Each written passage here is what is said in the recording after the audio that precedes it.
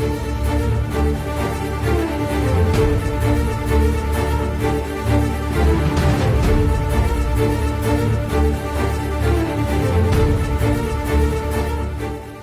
అక్కర అంటే పదో పరకో ఇవ్వడం ఎవరైనా కూడా అత్యంత సహజంగా చేసేదే. అయితే కానీ సాటి డ్రైవర్ల సంక్షేమమే ధ్యేయంగా ఒక సాధారణ డ్రైవర్ ఏకంగా ఆత్మహత్య యత్నానికే సంసిద్ధుడయ్యాడు. ప్రస్తుతం మనతో ఆ డ్రైవర్ అన్వర్ భాష మనతో ఉన్నారు. తనతో మాట్లాడి అసలు అతనికి ఉన్న డ్రైవర్లకు ఉన్న సమస్య ఏంటో, అసలు ఆ సమస్య వెనుకొన్న మూలాలు ఏంటో తెలుసుకునే ప్రయత్నం చేద్దాం. సో అన్వర్ భాష గారు, అసలు మీకు కలిగిన కష్టం ఏంటండి అసలు? సార్, నేను గత 35 ఏళ్ళుగా డ్రైవర్ని, ట్యాక్సీ డ్రైవర్ని.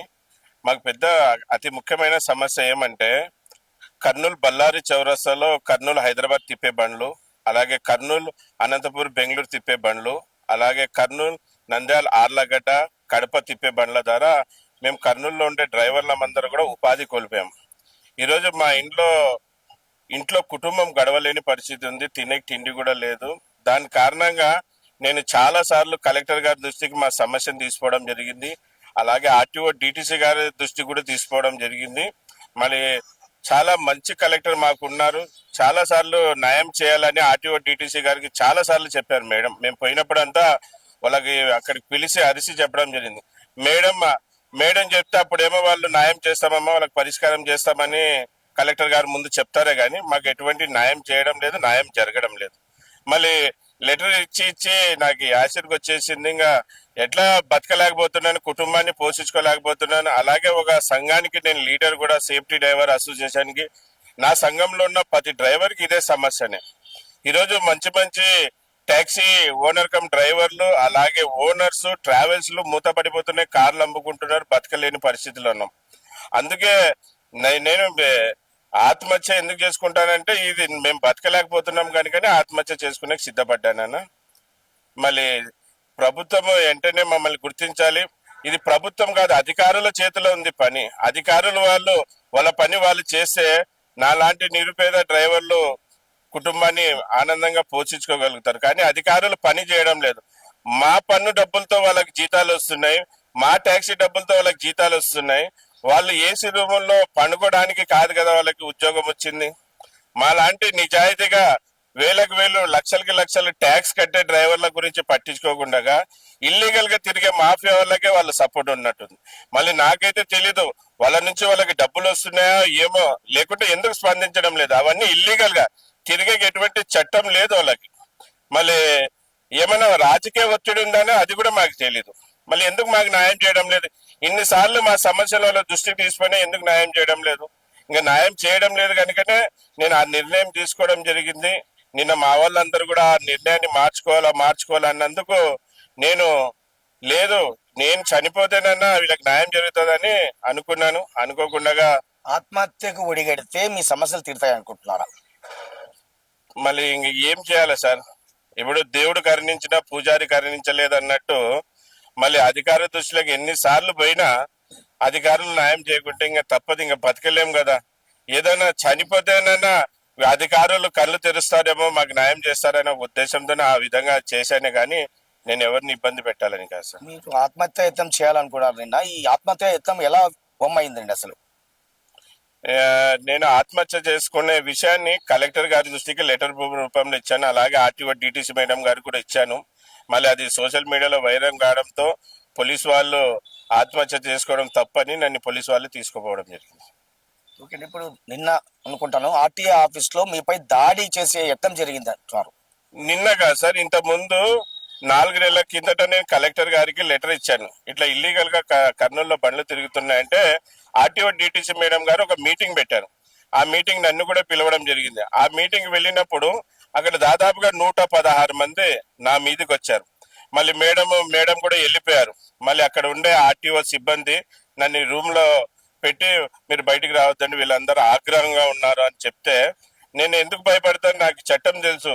నేను 100కి కాల్ చేయడం జరిగింది. 100కి కాల్ చేస్తే తాలూకా పోలీసు నుంచి పోలీసు వాళ్ళు వచ్చారు. వాళ్ళు వచ్చే లోపల వీళ్ళందరూ పరారైపోతే వాళ్ళే నన్ను అక్కడి నుంచి బయటికి పంపించారు సార్.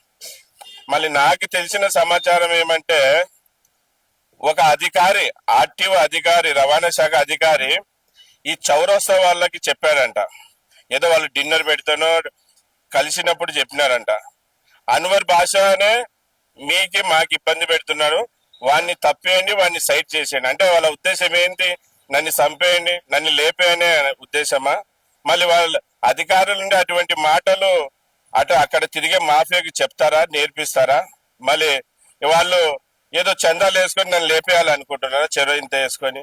నేనైతే న్యాయబద్ధంగా ధర్మంగా తిరిగే వాళ్ళ కోసం నేను పోరాడుతున్నాను. నేను ఆర్టీసీ ఆర్ఎం గారిని కూడా కలిశాను. సార్, ఈ రోజు మీకు కూడా నష్టం జరుగుతుంది, మాకు కూడా నష్టం జరుగుతుంది, ట్రావెల్స్ లు మూతపడుతున్నాయి, కార్ ఓనర్లు బండ్లు అమ్ముకుంటున్నారు, టాక్సీ డ్రైవర్లు అయితే బతకలేని పరిస్థితిలో ఉన్నారు, మీరు కూడా సపోర్ట్ చేయాలా సార్ అని చెప్పాను.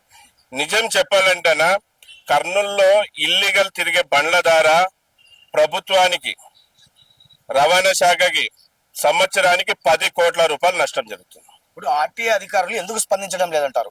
ఎందుకు వాళ్ళకి ఏమైనా రాజకీయ ఒత్తిడి ఉందో, లేకుంటే వాళ్ళు ఏదైనా వాళ్ళ ద్వారా లబ్ధి చెందుతున్నారు అనేది మా ఒక అనుమానం. లేకుంటే ఎందుకు స్పందించారు? ఇది అధికారుల పని కదా. ఇల్లీగల్ గా తిరిగే బండ్లనంతా అరికట్టాల్సిన బాధ్యత వాళ్ళది. అయినా వాళ్ళు ఇన్నిసార్లు సమస్యను దృష్టికి తీసిపోయిన వాళ్ళ దృష్టికి వాళ్ళు న్యాయం చేయడం లేదంటే, ఒకటి రాజకీయ ఒత్తిడినే ఉండాలి, లేకుంటే రెండోది వాళ్ళు ఏమైనా వాళ్ళతో డబ్బులు తీసుకుంటా ఉండాలి. వాస్తవం అయితే మాకు తెలియదు. ఇప్పుడు మీ ప్రధాన డిమాండ్ ఏంటంటే అసలు? మా ప్రధాన డిమాండ్ ఏమంటే, ఈ చౌరస్తాలో బండ్లు తిరగకూడదు ఇల్లీగల్ గా ఒకటి. అలాగే ఈ సెల్ఫ్ డ్రైవ్ అని వైట్ బోర్డ్ లో ఇస్తున్నారు, దాన్ని కూడా అరికట్టాలి. ఈ బాబ్లా అనే యాప్ సంస్థ ద్వారా కూడా మేము లాస్ అవుతున్నాం. అది వైట్ బోర్డులలో వచ్చి బాబ్లాలో బండ్లు బుక్ చేసుకుని ఇతర జిల్లాలకి, ఇతర రాష్ట్రాలకి తరలిస్తున్నాం. దాని ద్వారా మేము కర్నూలులో ఉండే డ్రైవర్ల మందరం కూడా ఉపాధి కోల్పోయాం. ఈరోజు చావలేని, బతకలేని పరిస్థితిలో ఉన్నాం. ఇప్పుడు అధికారులు స్పందించకపోతే మీ భవిష్యత్ కార్యాచరణ ఏ విధంగా ఉండబోతుంది? సార్, నిన్నైతే 9వ తారీఖు ఆత్మహత్య చేసుకుందామే అనుకున్నాను, ఎందుకంటే బతకలేను కనుక. ఇంకా ఇప్పుడు కూడా అధికారులకి స్పందించకుంటే నేను ఆర్టీఓ ఆఫీస్ దగ్గర నిరాహార దీక్ష కూర్చోవాలనుకుంటున్నాను. ఇంకా ఆమరణ నిరాహార దీక్ష చేసేకైనా సిద్ధపడుతున్నాను సార్. మరొకసారి ఈ సోమవారం రోజు, మళ్ళీ వచ్చే సోమవారం రోజు మరొకసారి కలెక్టర్ వాళ్ళ దృష్టికి తీసుకుపోతాను. మళ్ళీ అతి త్వరలో మహాశివరాత్రి ఉంది కనుక ఈ పండగ అయిపోయినాక మళ్ళీ నిరాహార దీక్ష ఖచ్చితంగా కూర్చుంటాను.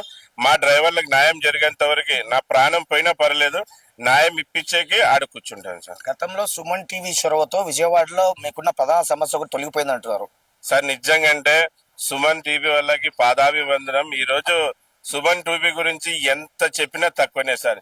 ఈ రోజు సమస్య ఆడ ఉంటే సుమన్ టీవీ ఆడ ఉంటది. ఈ రోజు మా లాంటి బడుగు బరిగిన వర్గాలకి చెందిన డ్రైవర్ యూనియన్ ఆఫీస్ కాడికి మీరు వచ్చారంటే మా సమస్య తెలుసుకొని వచ్చారు. చాలా ఉన్నాయి, కానీ వాళ్ళలాగా సుమన్ టీవీ కాదు. ఈ రోజు బీదోళ్ళ వైపు, బడుగు బరిగిన వర్గాల వైపు ఈ రోజు ఇటువంటి మాఫియాతోనే విజయవాడలో టాక్సీ డ్రైవర్లు, అలాగే టాక్సీ ఓనర్లు, ట్రావెల్స్ వాళ్ళు ఇబ్బంది పడేవాళ్ళు.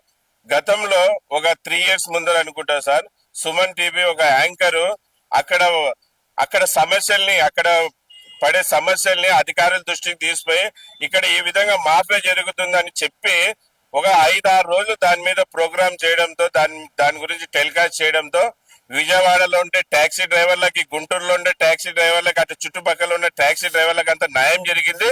ఈ రోజు సుమన్ టీవీది ఆ యాంకర్ ప్రతి ఇంట్లో పటం పెట్టుకొని పూజిస్తున్నారు. ఎందుకంటే ఈ రోజు సుమన్ టీవీ వాళ్ళకి న్యాయం చేశారు కనుక ఈ రోజు వాళ్ళు న్యాయం చేసినందుకు వాళ్ళ పేరు చెప్పుకుని ఈ రోజు విజయవాడలో, గుంటూరులో బతుకుతున్నారు సార్ టాక్సీ డ్రైవర్లు. మళ్ళీ ఈ మీడియా ముఖాంతరం నేను అన్న పేరు తెలియదు, ఆ యాంకర్ కి, సుమన్ చైనాలకి పాదాభివందనం చేస్తున్నాను సార్.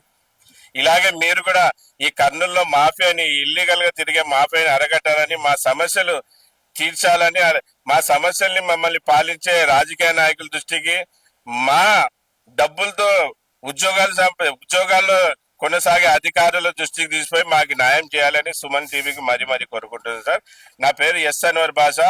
నేను ఒక డ్రైవర్ని, అలాగే safety driver association founder, south India president. Ballari చౌరస్తా నుంచి ఇల్లీగల్ గా ప్రయాణికులను చేరవేస్తున్న వాహనాల వల్ల తాము ఉపాధిని కోల్పోతున్నామని సేఫ్టీ డ్రైవర్స్ అసోసియేషన్ సభ్యులు ఆవేదన వ్యక్తం చేస్తున్నారు. అధికారులు కావచ్చు, ఇటు ఆర్టీ అధికారులు కావచ్చు, తమకు సరైన స్పందన తమకు వారి నుంచి కొరబడిందని, సత్వరమే వారు స్పందించకపోతే ఆర్టీ ఆఫీస్ వద్ద ఆమర నిరాహార దీక్షకైనా తాము సిద్ధమని వారు స్పష్టం చేస్తారు. కెమెరా పర్సన్ శేఖర్తో నందకిషోర్, సుమన్ టీవీ, కర్నూలు జిల్లా.